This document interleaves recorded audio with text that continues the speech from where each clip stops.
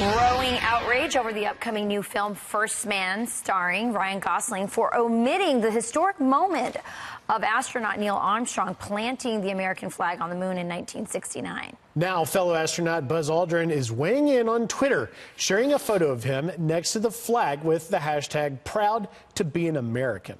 So why wouldn't Hollywood tell this part of the patriotic story? Here to weigh in, former White House and Pentagon official Douglas MacKinnon, who sat down with Neil Armstrong in the late 80s.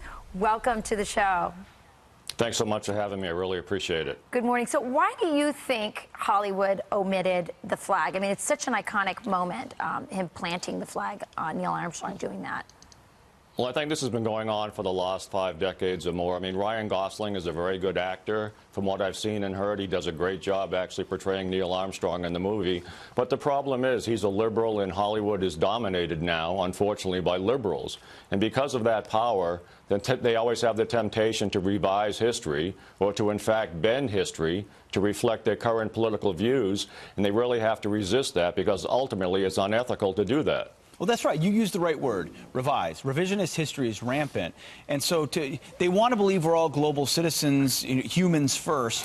And ultimately, it was an American Congress, American astronauts, American ingenuity. It was an American president in JFK who set this mission. And ultimately, it was Buzz Aldrin who saluted that flag and called it his proudest moment on the moon. Why not just acknowledge that and then say, yeah, it was also a giant step for mankind? Well, it absolutely was, and it's one of these things, as you said, I had the high honor to sit down with Neil Armstrong in the White House, and he and I spoke about this, and he was incredibly proud to plant the American flag on the surface of the moon.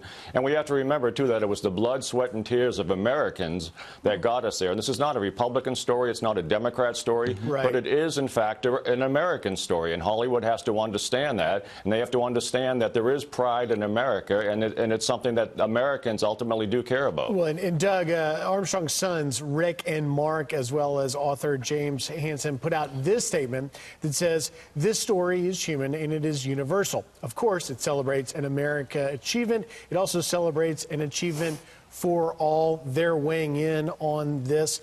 My question to you is, have we forgotten the race in space?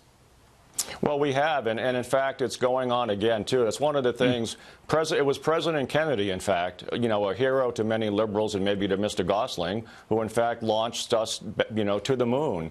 And also, right now, with what's going on, there's no nation that's more dependent upon its satellites in orbit for its national and economic security than the United States of America. And there's 2 countries in the world that understand that, and that's the People's Republic of China and Russia. Yes. And while a lot of people don't want to give President Trump credit for anything, he's in fact the first commander-in-chief since President Kennedy who understands that, unfortunately, some countries will take their military ambitions into space with them, and it's incumbent upon the United States of America to protect itself. And so I do think ultimately, too, we're going to go back to the moon, and next year will be the 50th anniversary of Neil Armstrong walking on the moon, and I don't think there'll be anybody more proud than Mr. Armstrong's family that we're going to get back there. Well, that's why the Space Force idea resonates with so many people. Truly, it is more than, it's like SDI and Ronald Reagan. It's more than an idea. It's an ethos that we need to dominate that next theater if we're to keep America secure. Douglas MacKinnon, thank you very much for your time this morning. We appreciate it. My pleasure.